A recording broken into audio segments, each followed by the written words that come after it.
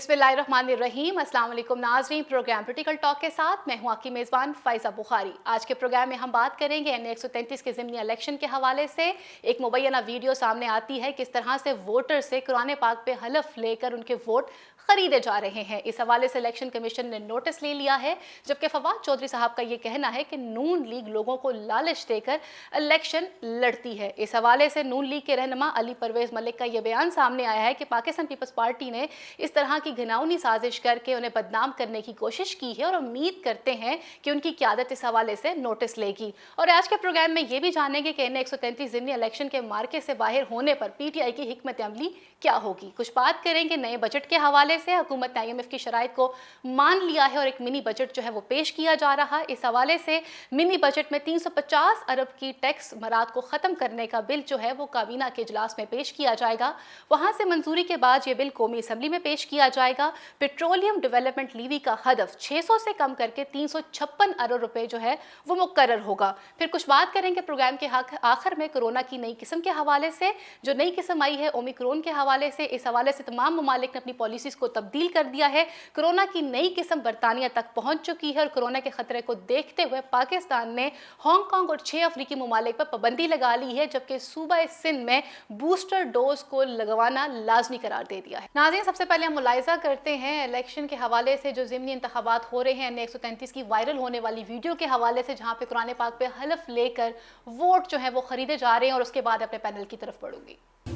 मैं कुरान पाक पे जोर से हाथ रख के कहती हूँ 5 तारीख को मुस्लिम लीग नून को वोट दूंगी।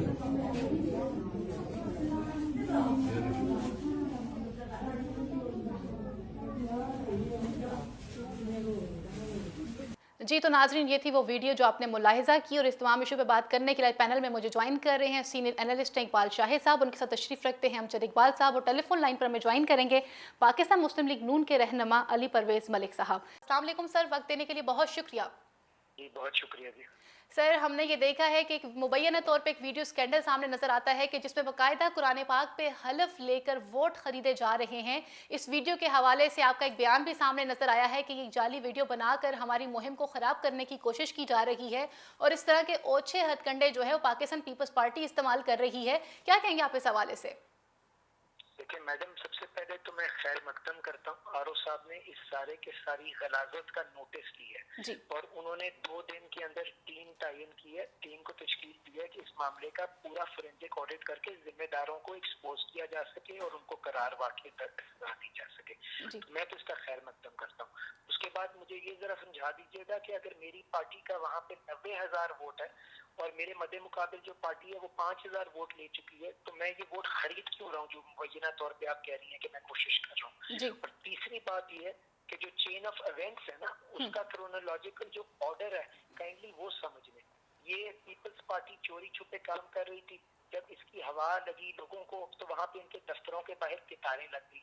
जब कितारें लगी तो वहाँ पे लोगों ने ये वीडियोस को शेयर करना शुरू किया जिसके अंदर क्लियरली इनके दफ्तर के अंदर और बाहर की चीजें नजर आ रही हैं। उसके बाद हमने ये चीज जब कंप्लेन की आरओ को और मैंने अपनी जो सोशल मीडिया के ऊपर ये वीडियोस रिलीज की, तो उसके बाद जवाबी तौर के ऊपर इन्होंने ये जो 3rd ग्रेड लॉलीवुड की फैब्रिकेटेड वीडियो बना के जाली वीडियो निकाल के इन्होंने काउंटर अटैक करने की कोशिश की है। क्योंकि मैं आपको बता रहा हूँ इसके पीछे हमारी पार्टी का तो कोई मकसद हो नहीं सकता। हमारा तो वहाँ पे किसी से मुकाबला नहीं है ना। 90,000 और 5,000। जी बिल्कुल, आपने अपने बयान में खुद से कहा है कि मैं 90,000 वोट वहाँ से ले चुका हुआ हूँ। उनके पास तो 10वां हिस्सा भी नहीं है उस वोट का।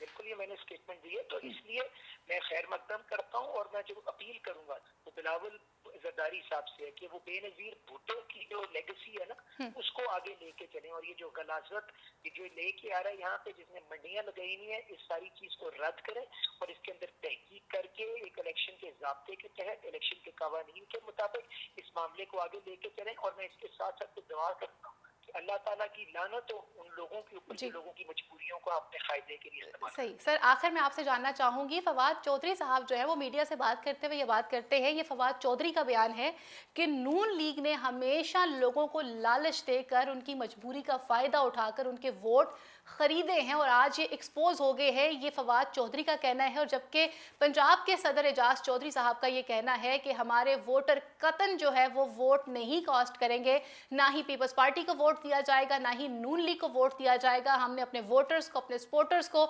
मना कर दिया है कि वो इलेक्शन वाले दिन घरों से ना निकले। देखिए, फवाद चौधरी साहब का तो कोई लेना देना नहीं है इस इलेक्शन के साथ। जी। पहले तो जाके वो इस चीज का जवाब दें कि वो मैदान छोड़ के भागे क्यों। जी। अगर वो इतने माशाल्लाह काबिल होते कि वो चला सकते होते तो ये मामला बेहतर होते। जी। काइंडली पहले उनको क्या अपनी चीज का जवाब दें और खामखा की चीजें कोई इशूज ना बनाए। जी, बहुत शुक्रिया आपका सर। और आप क्या समझते हैं कि इस फैसले के बाद जो है वो इलेक्शन कमीशन जो फैसला सुनाएगी, क्या उस फैसले को कबूल किया जाएगा? बिल्कुल फोरेंसिक ऑडिट होना चाहिए और लोगों को करार वाकई सजा देनी चाहिए जो इस गलीस धंधे के अंदर इन्वॉल्व है। इकबाल शाह साहब, आपकी तरफ बढ़ना चाहूँगी और आपसे पूछना चाहूँगी, अगर हम बात करते हैं इलेक्शन के हवाले से तो इंतहाई अफसोस से कहना पड़ता है कि ज़िमनी इलेक्शन हो या जनरल इलेक्शन हो, इस्लाहात की बात तो ज़रूर की जाती है लेकिन तरीक़ाकार वही पुराना अपनाया जाता है। और इस वीडियो के हवाले से आपका क्या कहना है? बहुत शुक्रिया फ़ायज़ा। ये वीडियो आपने जो दिखाई है ये मेरे लिए तो कोई इतनी अहम इसलिए नहीं है कि ज़ाहिर जदीद टेक्नोलॉजी और वीडियो बन गई है जी। पाकिस्तान में इलेक्शन ख़रीदना, वोटर को ख़रीदना, ये एक रोज़ रोशन है। इस तरह जिस तरह आप दिन को दिन ही कह सकते हैं। मुझे बताइए कि सेनेट के इलेक्शन में सेनेटर जो मुंतखब वो कहते हैं वो अपना वोट पैसे से नहीं बेचते। ये पाकिस्तान में अलमिया है इस किस्म के लोग जो अपने आप को इस जमहूरियत में यानी रोल मॉडल के तौर पर जाने जाते हैं। उनका किरदार, करैक्टर इंतहाई गंदा और गलीज है। जी। आप देखें, बीमारी तो दिमाग से शुरू होती है। क्या MNA वोट नहीं बेचते? क्या सूबाई असम्बली के वोट नहीं बिकते? क्या यहाँ छांगा मांगा का वाकया नहीं हुआ? उस जमाने में पैसे दिए गए। क्या बेनजीर के खिलाफ नो कॉन्फिडेंस के जमाने में फाटा के वोट नहीं खरीदे गए? ये पाकिस्तान में ये जो निचले तबके पर है, बीमारी तो ऊपर से आई है। सही। मुझे बताइए कि इस वीडियो में क्या है? 2000 रुपया। मैं तो कहता हूँ इन इन इन इन लोगों से जिन्होंने मुल्क का सारा खून निचोड़ा है, इनसे 50-50 हज़ार रुपया लेना चाहिए फी वोट, क्योंकि ये ऊपर जाके अरबों पति बन गए। 1985 में आप नेशनल असम्बली में जाएं, वो पुरानी वीडियो निकालें, उनके MNA हॉस्टल देखें, 6-7 गाड़ियां खड़ी होती थी। बिल्कुल। अब जेट खरीद के बैठे हुए। आप उनके नालायक जो बेटे हैं वो वकील बन के जज बन चुके हैं कहीं उनमें से, और इंडस्ट्री कायम कर लिया, रिमिशन ऑफ इंटरेस्ट कर लिया, दौलत के अंबार हैं। तो क्या आप ये समझती हैं कि ये जो जिसको हम बहुत ही बड़ी अवाम की इखलाकी तौर पर तबाही देख रहे हैं, ये तो हो रहा है। और ये आज से नहीं हो रहा, जब से ये मुल्क बना है ये तब से काम होता चला आ रहा है। मुल्क को नोचने वाले हैं वो नोच रहे हैं, तो नीचे इस जमहूरियत जो गली जमहूरियत की आड़ में वो यही काम कर रहे हैं। सही। अमजद इकबाल साहब, आपकी तरफ बढ़ना चाहूँगी। अभी आपने मुलाहिज़ा की गुफ्तगू अली परवेज़ मलिक साहब की और इकबाल शाह साहब का जो तजिया था वो भी आपने सुना। और अली परवेज़ मलिक का ये कहना है कि जी इस वक्त पाकिस्तान पीपल्स पार्टी जो है वो हमारे खिलाफ ओछे हथकंडे अपना रही है। और जैसे उन्होंने कहा कि मैं बिलावल जरदारी से ये दरख्वास्त करता हूँ कि वो इस हवाले से नोटिस भी लेंगे। जबकि अगर बात की जाए तो 2018 में इसी हल्के से 90,000 वोट जो हैं वो हमने लिए थे और 10वां हिस्सा भी पाकिस्तान पीपल्स पार्टी लेने में कामयाब नहीं हुई थी। तो हमें क्या ज़रूरत है वोट खरीदने की? फ्रांसिक के लिए वीडियो जा चुकी हुई है और बहुत जल्द दूध का दूध और पानी का पानी हो जाएगा। क्या कहेंगे आप इस हवाले से? देखिए, इकबाल शाह साहब ने बड़ी खूबसूरत बात की है कि ये इस तरह की वीडियोस बन सकती हैं जी। और ये फ्रांसिक के लिए आपने कहा कि चली गई, अली परवेज़ मलिक साहब ने भी कहा कि ये जा चुकी है, अच्छी बात है। लेकिन बात यह है कि मुझे ये नहीं समझ आ रही कि पैसे बांटने की जरूरत क्यों पेश आ रही है, चाहे नून लीग को या पीपल्स पार्टी को, दोनों की। मैं ये बात करता हूँ कि ये अगर हम ये जैसे अली साहब ने कहा कि 90,000 वोट उनके थे, ठीक है, फिर 2018 में पीपल्स पार्टी के 5-5.5 वोट थे गालबन, जो उस वक्त मुझे याद पड़ता है कि इतने वोट थे। तो अब वो कितने वोट खरीद सकते हैं? वहाँ से 50,000 वोट खरीद लेंगे, 60,000 खरीद लेंगे, तब इसी वजह से है ना कि तब उनके ये इतने वो वोट खरीदें, उनके इतने कम हो तो ये ऊपर चले जाएं। ये एक इस तरह की इक्वेशन बनती है। या वो 90,000 से ज्यादा, उनके जो 90,000 वोट है वो 90,000 अपनी जगह पे रहे और ये 90,000 और खरीद के लोगों को, और ये उनसे ज्यादा 91,000 वोट ले। तो ये तो एक अजीब सी को ना समझ में आने वाली बातें ये सारी। इसमें दो चीजें आती हैं। एक चीज, पहली बात तो ये है कि या तो मुस्लिम लीग के वोटर जो हैं वो सिर्फ 2,000 रुपए के ऊपर बिक के अपना वोट चेंज कर रहे हैं, हल्फ उठा रहे हैं कि जी हम आपको दे देंगे।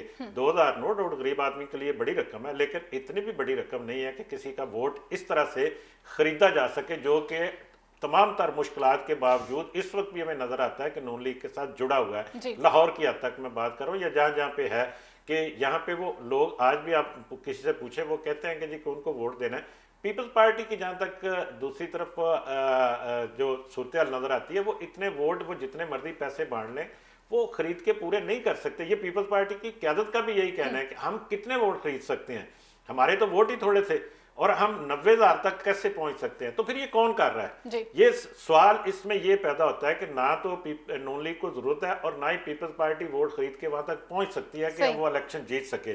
अगर इलेक्शन नहीं जीतना तो फिर किस लिए ये सारा कुछ हो रहा है? ये भी तो हो सकता है ना कि जैसे इकबाल शाहिद साहब ने, मैं बात दोहराता हूँ कि ये बन जाती हैं ये वीडियो, बनाई किस लिए जाती हैं?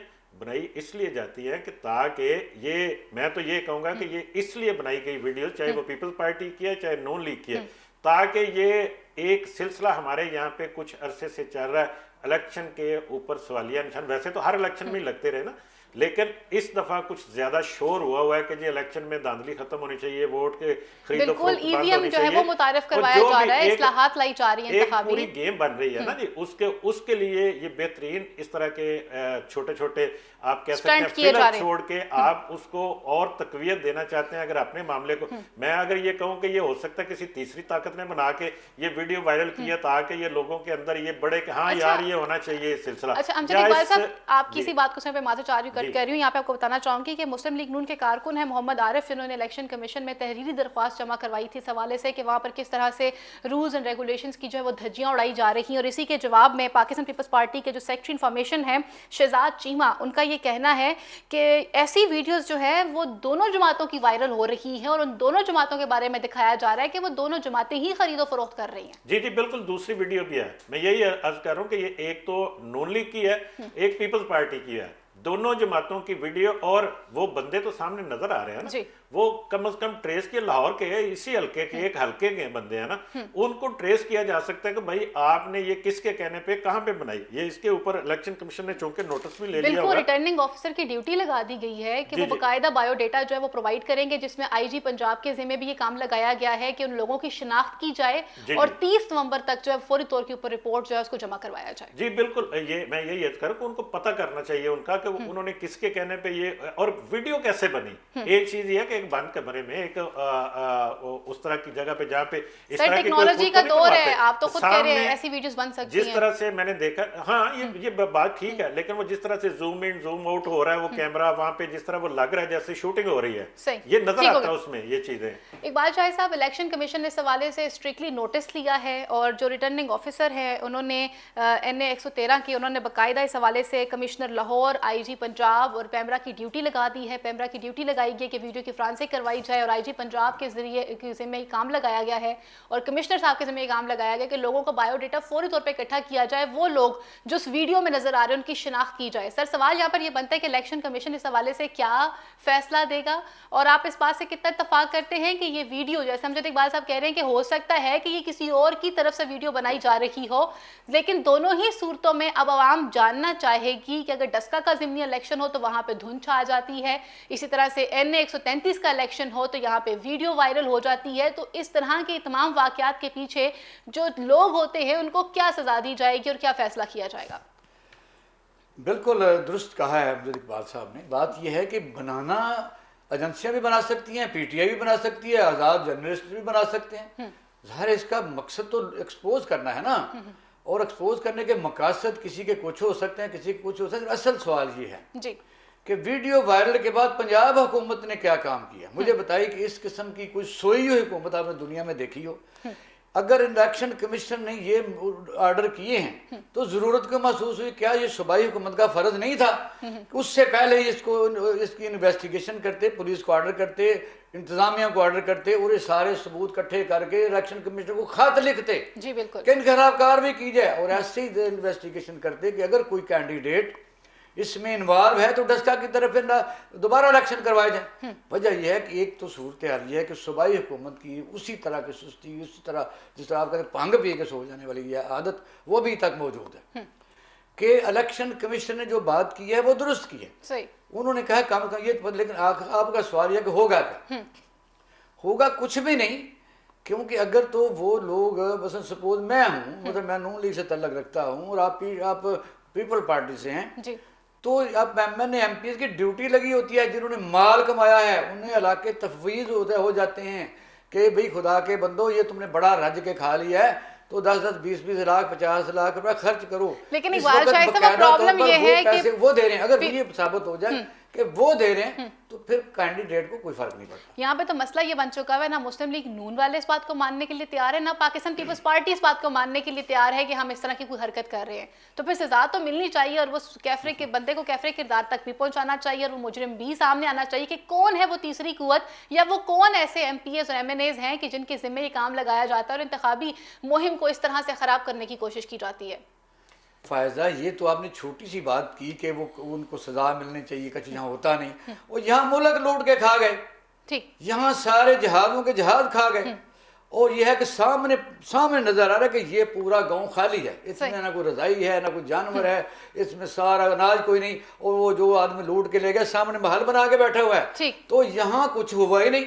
तो ये तो वोट का 2-2 हज़ार वाला है, वो जाहिर है कि कहते हैं कि नजला बरुज़्ब ज़ईफ़। मैंने पहले कहा कि इन लोगों लुटेरों से तो पैसे निकलवाने चाहिए थे या इस किस्म की जमहूरियत पर 2 लफ्ज़ भेजने चाहिए। ठीक हो गया। और कोई सिलसिला शुरू करना। अमजद इकबाल साहब आपसे पूछना चाहूँगी कि एक तरफ हम बात करते हैं कि हमने इंतखाबी इस्लाहात भी लेकर आनी है और इस तरह के तमाम जो बुरे काम हैं, जो जुराइम हैं जिससे हमारे इंतखाबात की शफाफियत जो है वो मुतासर होती है, उस हवाले से भी हमने इकदाम उठाने हैं। तो वो कैसे मुमकिन होंगे? जैसे इकबाल शाह साहब कह रहे हैं कि मुल्क की दौलत लूटने वाले तो खा चुके हुए। सर, अगर हम इसी तरह के पैटर्न को फॉलो करते रहे तो फिर मेरे ख्याल से इस मुल्क में से अदालतें भी बंद हो जानी चाहिए। अगर बड़े लोग बच गए तो फिर अदालतों का भी कोई काम नहीं है, ना यहाँ पर इंसाफ होना चाहिए, ना पे कानून होना चाहिए, ना रूल्स को कोई फॉलो करेगा और ना इस तरह की वाकयात देखने को आएंगे। इस हवाले से आप क्या समझते हैं कि क्या ये कोई गोल्डन टाइम नहीं है? अगर इसके पीछे जैसे आपने कहा कि कोई तीसरी कुव्वत भी इन्वॉल्व है तो क्या ये एक अच्छा बेस्ट टाइम पीरियड नहीं है कि किसी को सामने ला के बेनकाब किया जाए?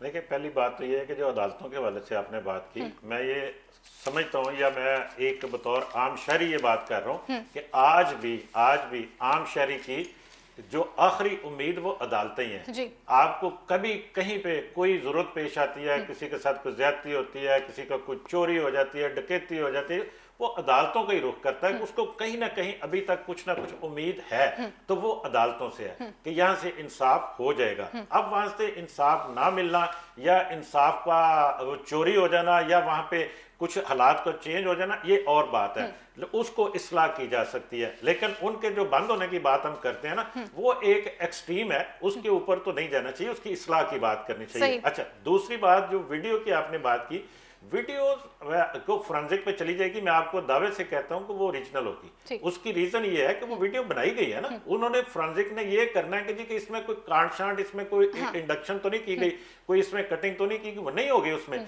लेकिन मसला ये है कि ये बनाई किसने, ये कौन यही सवाल है और बनाने वाले को सामने कैसे लाया जाएगा। मामला ये है कि इस तरह की वीडियोस जब बनाई जाती है, जब मैं ये बात कर रहा हूँ कि जरूरी नहीं है कि पीपल्स पार्टी या नून लीग ने बनाई हो, ये बनाने वाले जब इस तरह की वीडियोस बनाई जाती हैं तो कभी वो पकड़े नहीं गए, आज तक नहीं पकड़े गए, ना ही इन वीडियोस में भी वो किरदार शायद कभी भी ना पकड़े जाए, ना सामने आएंगे। लेकिन एक चीज मैं आपसे ये सिर्फ ये कहना चाहता हूँ कि देखिए, इस्लाहात की जो बात की, इस्लाहात के लिए ये बेहतरीन वक्त था। हुकूमत ने जो शुरू किया था, इमरान खान साहब बार बार कह रहे थे, लेकिन मेरी जाती राय है कि जो उनका रास्ता दुरुस्त नहीं था उन इस्लाहात के लिए। मैं इस पॉइंट पे आपके पास वापस आती हूँ, ब्रेक पे मुझे जाना है। ब्रेक पे जाने से पहले इकबाल शाह साहब आपसे जानना चाहूंगी, पाकिस्तान तहरीक इंसाफ का भी इलेक्शन के हवाले से एक मौक़िफ़ सामने आ चुका है, जिसमें वस्ती पंजाब के जो सदर है सेनेटर एजाज चौधरी साहब, उनका ये बयान सामने आया। उनका ये कहना है कि हम कतन नून लीग की मुखालफत में पाकिस्तान पीपल्स पार्टी को सपोर्ट नहीं करेंगे, जबकि जमशेद इकबाल चीमा और उनकी अहलिया जो हैं उनके कागजात नामजदगी जो है वो मुस्तरद कर दिए गए थे। सवाल से उन्होंने लाहौर हाई कोर्ट में भी अपील की थी और वहाँ से भी मुस्तरद हुए हैं। और उन्होंने कहा कि जी हमारे वोटर्स और सपोर्टर्स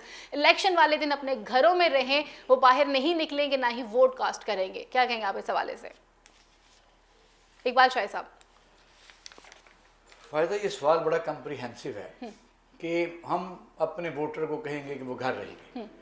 आपको तो पाकिस्तान में जो वोट कास्टिंग की इस वक्त रेशो है 40% से ज़्यादा नहीं। इसका मतलब ये है तो पहले ये कोई क्वेश्चन तो है कि 60% के लगभग खामोश लोग हैं जो वोट नहीं देते जी। तो क्या सब उनको पीटीआई क्लेम करेगी कि ये हमारे थे? नंबर 1 कहते हैं all the rules are made for the people.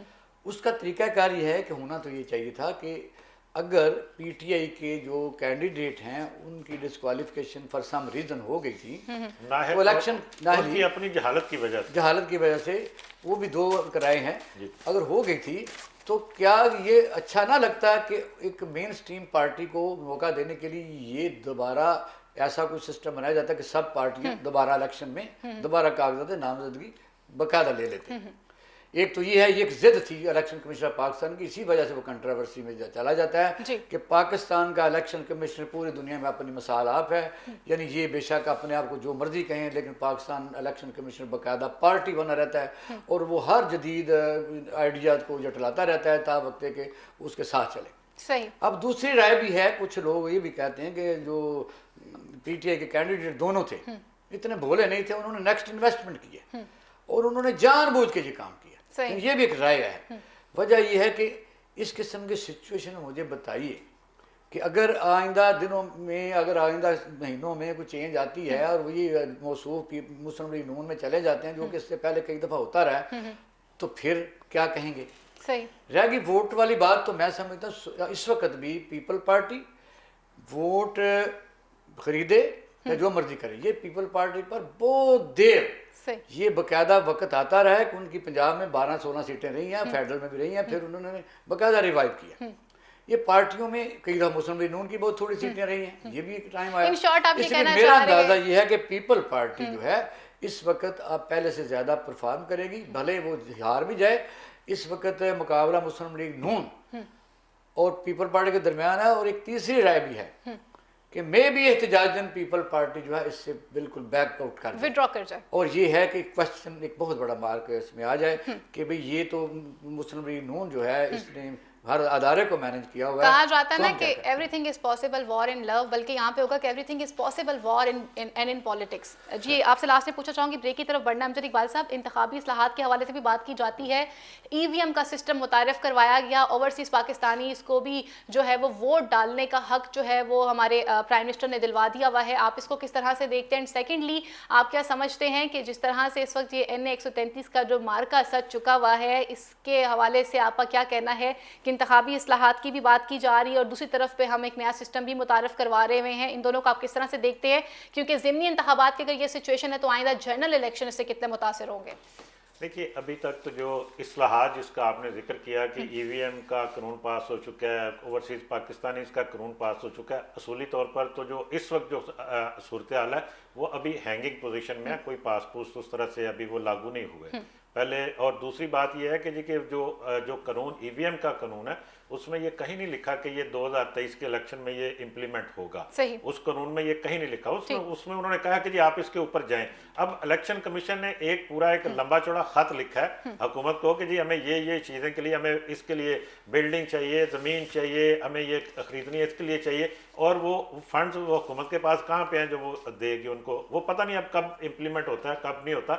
लेकिन बात ये है, बात जो और ओवरसीज पाकिस्तान इसकी भी यही पोजीशन है, पता नहीं किस सन में जाके उनको वोट का हक मिलता है। ये अभी बहुत बड़ा सवालिया निशान है इसके ऊपर। हमें इसके ऊपर को बहुत ज्यादा खुश होने की जरूरत नहीं है अभी इस वक्त। मामला ये है कि ये इस्लाहात, मैंने पहले कहा था कि जी कि जो शायद एक लोगों को जिस तरह से हम करते हैं कि रायमा हमवार करने के लिए, लोगों को अपने हक में करने के लिए उनके हक में बात करते जाएं, बेशक अमली तौर पर कुछ ना भी करें तो लोग उससे होते हैं, मुतासर होते हैं और वो आपके साथ लगते हैं। ये एक कोशिश हो सकती है कि वोट बैंक अपने साथ जोड़ने की, लेकिन इस्लाहात हो सकती हैं, क्यों नहीं हो सकती? आप देखिए 18वीं तरमीम आपके सामने एक बहुत बड़ी मिसाल है, उसमें 100 से ज्यादा आइन की शिकायत में तरमीम की गई थी और उसके लिए क्या तरीकाकार इख्तियार किया गया था। तकरीबन 1 साल तक, कुछ मेरा ख्याल है 10-11 महीने, वो एक तमाम पार्टियों के, पार्लियामेंट के अंदर की तमाम पार्टियां और जो बाहर की थी उनको ऑन बोर्ड किया गया था, उनको कमेटी बना के बिठा दिया गया था कि आप एक एक शिक के ऊपर बैठे बहस मुबासा करें, सबके सारे मामला को डिस्कस करें, मुत्तफिका तौर के ऊपर एक नई राय को सामने लाया जाए और उसे बिल का हिस्सा बनाया जाए। नहीं करता इन इस्लाहात के ऊपर हर तरफ से, हुकूमत के अलावा हर पार्टी का, बल्कि हुकूमत में शामिल पार्टियों के भी तफज़ात हैं। तो ये कैसे आप इसको आप कह सकते हैं कि ये अच्छी बिल्कुल नाराज इत्तेहादी ग्रुपों को भी देखा गया। यहाँ पे वक्त हुआ चलता है मुख्तसर सी ब्रेक का, और ब्रेक के बाद वापस आएंगे और कुछ बात करेंगे हुकूमत के हवाले से कि हुकूमत ने IMF की शराइत को मानते हुए एक मिनी बजट लाने का फैसला कर लिया है, और कुछ बात करेंगे कोरोना की नई किस्म ओमिक्रॉन के हवाले से। पाकिस्तान ने भी सफरी पाबंदियां जो हैं वो आयद कर दी हैं हांगकांग और बाकी के 6 अफ्रीकी ममालिक के ऊपर। इन तमाम चीज़ों पर बात करने के लिए ब्रेक के बाद हमें ज्वाइन करेंगे माहिर मुआशियात हैं डॉक्टर इकरामुल हक, और टेलीफोन लाइन पर हमारे साथ मौजूद होंगे डॉक्टर अदनान घोंदन।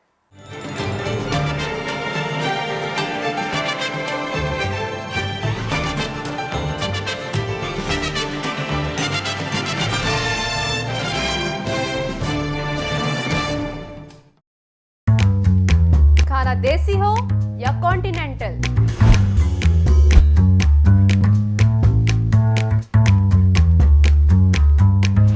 बहुत से लोग अच्छे खानों के बारे में जानते तो हैं, ये नहीं जानते कि वो मिलता कहां से है। मैं आपको लेकर चलूंगी वहां जहां मिलते हैं लजीज खाने।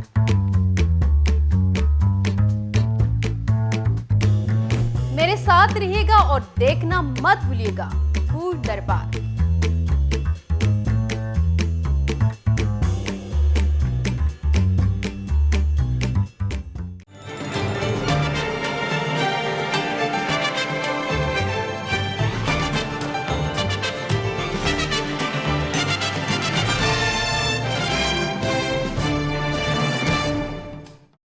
इस वक्त हमें टेलीफोन लाइन पर ज्वाइन कर रहे हैं माहिर मुआशियात डॉक्टर इकरामुल हक साहब। अस्सलाम वालेकुम सर, वक्त देने के लिए बहुत शुक्रिया। वालेकुम अस्सलाम जी, खैरियत से हैं, फरमाइए। जी सर, बहुत शुक्रिया वक्त देने के लिए। सर, हुकूमत ने IMF की शराइत को मानते हुए मिनी बजट लाने का जो फैसला किया है, आप इस फैसले को किस तरह से देखते हैं? और ये भी कहा जा रहा है कि 350 अरब की टैक्स मराद को ख़त्म किया जाएगा, और इस हवाले से ये बिल जो है सबसे पहले काबीना में पेश किया जाएगा और उसके बाद कौमी असम्बली तक लाया जाएगा। आप इस फैसले को किस तरह से देख रहे हैं? जी, इस टैक्स की जो छूट है उसको वापस लेने से आम लोगों की कुव्वत खरीद के जो आगे ही बहुत ज्यादा खत्म हो चुकी है, बहुत बुरा असर पड़ेगा। क्योंकि सेल टैक्स की शरह पाकिस्तान में बहुत ज्यादा है, और जब 17% टैक्स जो है वो आयद किया जाएगा बहुत सी अशिया के ऊपर, तो जाहिर है कि इससे महंगाई बढ़ेगी और ये डबल डिजिट तक जाने का खदशा है। जब ये बढ़ेगी और डबल डिजिट में जाएगी तो फिर जाहिर है कि हमें अपना डिस्काउंट रेट भी जो स्टेट बैंक ऑफ पाकिस्तान है वो ऊपर लेकर जाएगा। इससे जो मईशत की शरह नमू है जो कि 5.5% में थी वो बहुत कम रह जाएगी। तो एक दफा फिर पाकिस्तान जो है वो बजाय इसके कि IMF के प्रोग्राम से अपनी इस्लाहात करके उसमें से वंस फॉर ऑल निकल जाता, दोबारा से उसी चुगल में फंसा रहेगा। और ये 22वां प्रोग्राम भी हम कामयाबी से मुकम्मल नहीं कर सकेंगे जब हमने पूरी पाकिस्तान ने अपनी तारीख में सिर्फ एक प्रोग्राम मुकम्मल किया है। ये जाहिर करता है कि बार बार जो हमारा मर्द है वो बढ़ता चला जा रहा है, और हम बजाय IMF जो हमें चाहता है कि हम अपने पाँव पे खड़े हों, उसकी बजाय हम बार बार वही काम करते हैं कि हमें हमारा इंतजार IMF पर ही रहे। तो IMF को हो या IMF ना हो, हमें ये जो बुनियादी इस्लाहात है जब तक हम ये नहीं करेंगे हम इसी विशेष सर्कल में पड़े रहेंगे, जहाँ ना तो हम ग्रोथ हासिल कर सकेंगे, ना हम अपने मालियाती खसारा कम कर सकेंगे, ना ही हम अपनी महंगाई कम कर सकेंगे, और ना ही पाकिस्तान को एक खुशहाल मुल्क बना सकेंगे। सर, ज़राए का ये भी कहना है कि हुकूमत ने ये भी फैसला किया है कि 200 अरब के तरक्याती कामों को भी रोका जाए। तो सर, एक तरफ पे हुकूमत जो है वो तरक्याती कामों को भी रोक रही है, दूसरी जानिब पे हुकूमत जो है वो एहसास प्रोग्राम जैसे प्रोग्रामों को भी तश्कील दे रही है, नौजवान प्रोग्रामों को भी तश्कील दे रही है, जहाँ पे छोटे लेवल के ऊपर कर्जे दिए जा रहे हैं नौजवानों को। तो आप क्या समझते हैं कि एक तरफ पर जैसे आपने बताया कि कुव्वत खरीद लोगों की वैसे ही बहुत कम हो चुकी है, और अगर इस तरह की छूट पे अगर ख़त्म कर दी गई तो लोग मजीद महंगाई के नीचे पिस जाएंगे, तो आप इस फैसले को भी किस तरह से देखते हैं?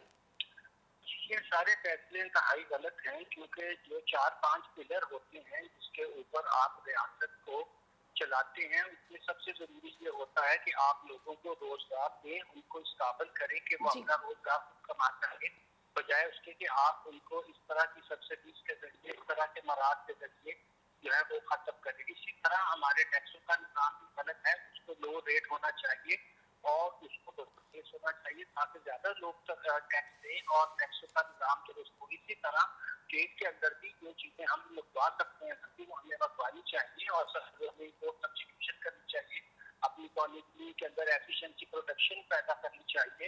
इसी तरह हमें अपने डिस्काउंट रेट्स वगैरह को दुरुस्त करना चाहिए, हमें अपनी बरामदात को बढ़ाना चाहिए, लोगों के रोजगार की तरफ तवज्जो देनी चाहिए, लोगों को स्किल्स प्रोवाइड करनी चाहिए। ये तरीके जो अख्तियार किए जा रहे हैं इससे तो ये होगा कि हम मिसाल के तौर पर अगर 300-400 मीटर की गाड़ियों की जो है इम्पोर्ट रोक भी लेंगे, आप उसको हैवी ड्यूटी लगाएं, लोकल गाड़ियों की जो है वो आप सलाहियत बनाने की ज्यादा करें। यस, उनकी प्रोडक्शन में मजीद इजाफा हो, उनकी प्रोडक्शन को बेहतर किया जाए।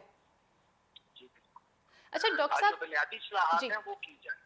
डॉक्टर साहब, ज़राए का ये भी कहना है कि पेट्रोलियम डेवलपमेंट लीवी का हदफ जो है वो 600 से कम करके 356 अरब रुपया जो है वो रखा गया है और इसी के साथ साथ वज़ीर आज़म को ये इख्तियार देने की तजवीज़ भी पेश की जा रही है कि उन्होंने कीमतें बढ़ानी है या कम करनी है। इस फैसले को आप किस तरह से देख रहे हैं?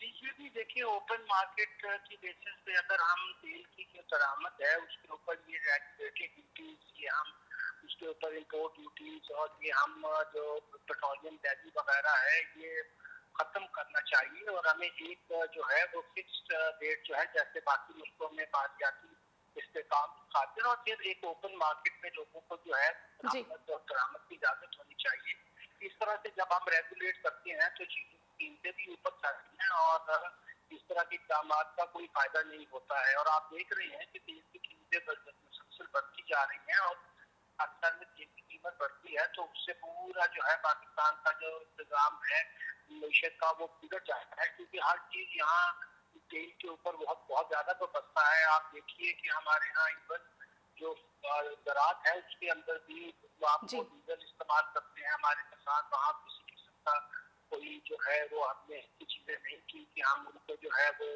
सस्ता जो है वो एनर्जी पैदा करके दे सकें, ऑल्टरनेट जो एनर्जी के जराए हैं वो पैदा करके दे सकें। तो इससे हमारी जो फूड सिक्योरिटी है वो भी कॉम्प्रोमाइज कर रही है। तो पेट्रोलियम की प्राइसेस को सिर्फ आइसोलेशन में नहीं देखना चाहिए, मुकम्मल मीशत के हमारे तनाजुर में देखना चाहिए और इस तरह के इक़दाम जो हैं वो दरअसल मीशत को तबाह करने में जो है एक बहुत बड़ा जो है वो रोल प्ले करेंगे मेरे ख्याल में, और इस तरह के इक़दाम से बचना चाहिए।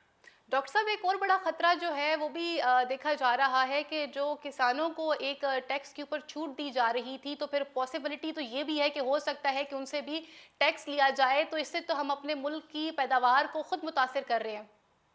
जी बिल्कुल, आप देख रहे हैं कि जब उनकी इनपुट्स के ऊपर इतना हैवी जो है सेल टैक्स लगेगा तो वो तो आगे ही जो है अपनी बहुत मुश्किल से 2 वक्त की रोटी पे गुजारा कर रहे हैं और उनको भी जो है हैरानगी की बात यह है कि हम दवाई हैं मगर उनकी हमारी फूड इन्फ्लेशन कितनी हाई है। तो जब ये मजीद जो है वो जितनी भी इनपुट्स वो इस्तेमाल करते हैं, जिसमें बिजली भी है, जिसमें तेल भी है, जिसमें खाद्य भी हैं और बहुत सी चीजें हैं, तो वो तो फिर बिल्कुल ही हम देखेंगे कि हमारी जो पैदावारी लागत है वो भी बढ़ जाएगी और हमें सीरियस जो है मसाइल पैदा होंगे इस फ्रंट पर भी, फूड इन्फ्लेशन के फ्रंट पर भी हमारे लिए बहुत सीरियस मसाइल।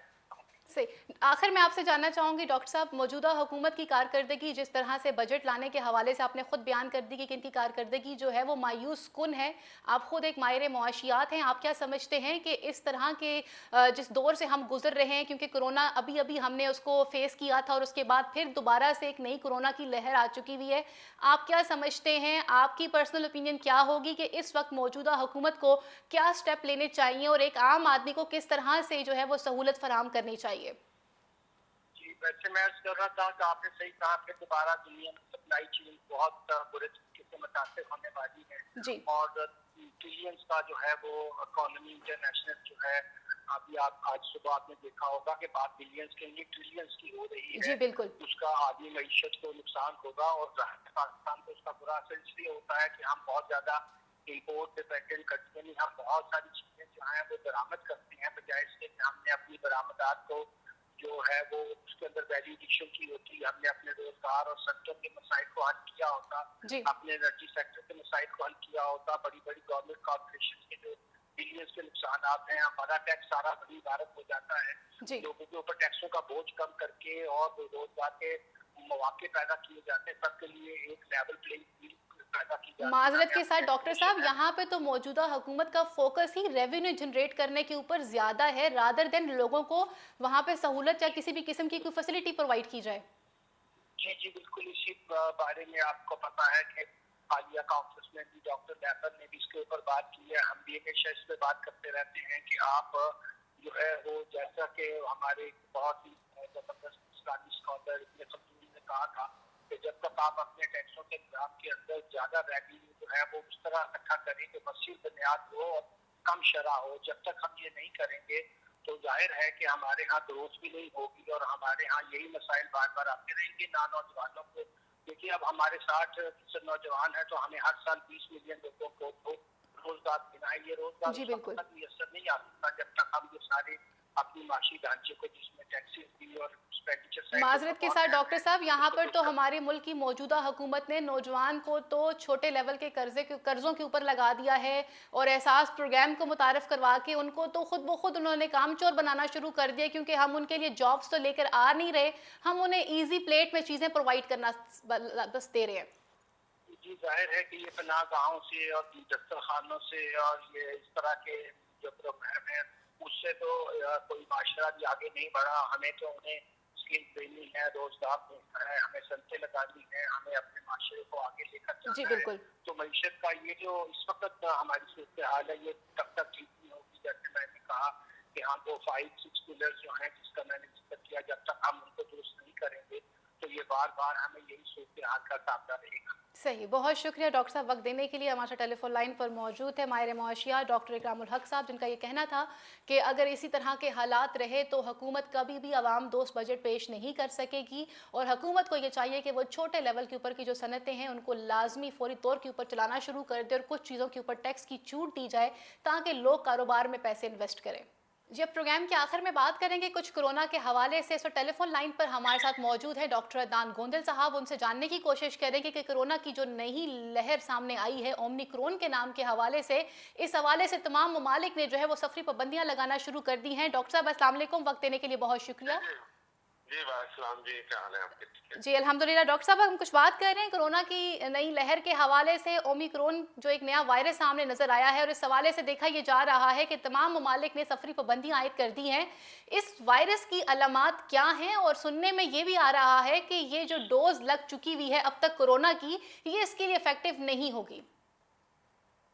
अच्छा, जहाँ तक इस वायरस के अलामात का तल्लुक है तो अलामात तकरीबन उससे मिलती जुलती हैं, लेकिन जो अभी तक इसके बारे में जो अपडेट्स आ रही हैं, क्योंकि हमें पाकिस्तान में तो अभी ऐसा कोई केस रिपोर्ट नहीं हुए इसके, तो बहुत ज्यादा जानकारी पाकिस्तान में तो हमारे पास नहीं है, लेकिन जो मीडिया रिपोर्ट्स हैं और जो WHO के स्टैट्स हैं उसके तहत तो यही पता चल रहा है कि ये उससे ज्यादा कंटेजियस और बहुत तेजी से ट्रांसमिशन है इसकी, बहुत तेजी से एक शख्स से दूसरे में फैलता है। और जो उसकी टिपिकल कोरोना की फीवर और इस तरह का बुखार है शुरू में या खांसी है, वो नहीं है, बल्कि बहुत जल्दी ये फेफड़ों पे अटैक करता है और मरीज ज्यादा बहुत जल्दी नमूनिया की तरफ चले जाते हैं और बहुत जल्दी कॉम्प्लिकेट हो जाते हैं। तो उससे ज्यादा जो आप कह लेंगे म्यूटेंट नया इसका वायरस आया है वो ज्यादा डेंजरस है as compare to the previous viruses. तो इसमें जिस तरीके से तेजी से ये फैल रहा है साउथ अफ्रीका के और उस अफ्रीकन कंट्रीज के अंदर, वहाँ पे जिस तरह पाकिस्तान ने भी सफरी पाबंदी आयद की है और ममालिक में भी आयद की। डॉक्टर साहब कहा जा रहा है कि बरतानिया तक ये वायरस पहुंच गया हुआ है, 2 हफ्ते में ये काफी तेजी से फैलेगा। और ये भी कहा जा रहा है जराये के मुताबिक कि बरतानिया तक ये वायरस पहुंच चुका हुआ है, जिसके पेश नजर पाकिस्तान ने सफरी पाबंदियां लगाई हैं बरतानिया में। और इवन कल मैं एक जगह देख रहा था जो अमेरिकन एक्सपर्ट्स हैं इसके ऊपर, जो पैंडेमिक के उनके डॉक्टर फासी, उनका भी यही स्टेटमेंट थी कि हमारे यहाँ भी कुछ केसेस इसके रिपोर्ट हो रहे हैं, जो हम अभी लेकिन बावजूद ऐसे तो नहीं कह सकते, लेकिन वी आर डाउटफुल कि यहाँ इट मींस के काफी हद तक काफी जगहों पे ये जो है वो वायरस इस वक्त फैल चुका है। सही। डॉक्टर साहब हमने देखा है कि सूबा सिंध की हुकूमत ये फैसला किया है कि फौरी तौर के ऊपर जो लोग हैं वो बूस्टर डोज लगवाएं। ये बूस्टर डोज क्या है मेरे नाजरीन को बताइए। ये बूस्टर डोज वो है जो जिन लोगों को पहले 2 वैक्सीन लग चुकी है, तो उसकी डोज मुकम्मल हो चुकी है। और जिस तरह बाकी दुनिया के ममालिक में हो रहा है, इसी तरह यहाँ भी ये फैसला किया जा रहा है कि इसको बूस्टर डोज है, हम उनको तीसरी डोज, क्योंकि ये बूस्टर इसकी हर साल लग रही है, क्योंकि ये वायरस जाने वाला नहीं है अभी। और इसके ऊपर हमारे पास बहुत ज्यादा भी स्टैट्स भी नहीं है कि क्या हमें 6 महीने बाद ये बूस्टर लगवाना है या 1 साल बाद लगाना है। ये वक्त आने पे हमें पता चलेगा, लेकिन अभी तक जो साइंटिस्ट यही कह रहे हैं कि इसकी बूस्टर डोज लगनी चाहिए, क्योंकि हमने बहुत सारे ऐसे केसेस भी देखे कि 6 महीने जिनको वैक्सीन भी हुई है, और बहुत सारे ऐसे केसेस हैं जिनको पहले कोविड हो चुका है, जिनको और पहले वैक्सीन, उनको भी दोबारा कोरोना हो गया। इट मींस के वैक्सीन का असर ज्यादा देर तक नहीं है, लिहाजा हमें बूस्टर डोजेज की तरफ जाना पड़ेगा। सही। लास्ट में आपसे पूछना चाहूंगी, जैसे आपने कहा कि वायरस की ट्रांसफॉर्मेशन जो है वो बहुत तेजी से है, जो नया वायरस सामने आया है, तो आप क्या समझते हैं कि एहतियाती तदाबीर हमें क्या रखनी चाहिए? क्योंकि फिलहाल पाकिस्तान बड़ी मुश्किल से स्टेबल हुआ है और रसूमा अल्हम्दुलिल्लाह उतना नुकसान नहीं हुआ जितना बाकी दुनिया में हुआ। तो इसके ऊपर अमली इकदाम करने चाहिए। वो स्पेशली जिन एरियाज में ये फैला हुआ है वहां से अपना ट्रांजिट रोकना पड़ेगा,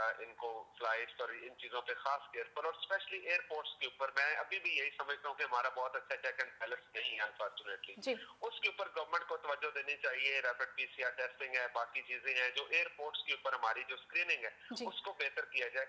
प्लस अगर खुदा ना खास्ता ये वेव आती है तो हमें जो बाकी की मेजरमेंट्स वो करते हैं, मास्क है, सोशल डिस्टेंसिंग है, बार बार अपने हाथों को धोना, ये सारी चीजें तो हमने करनी है।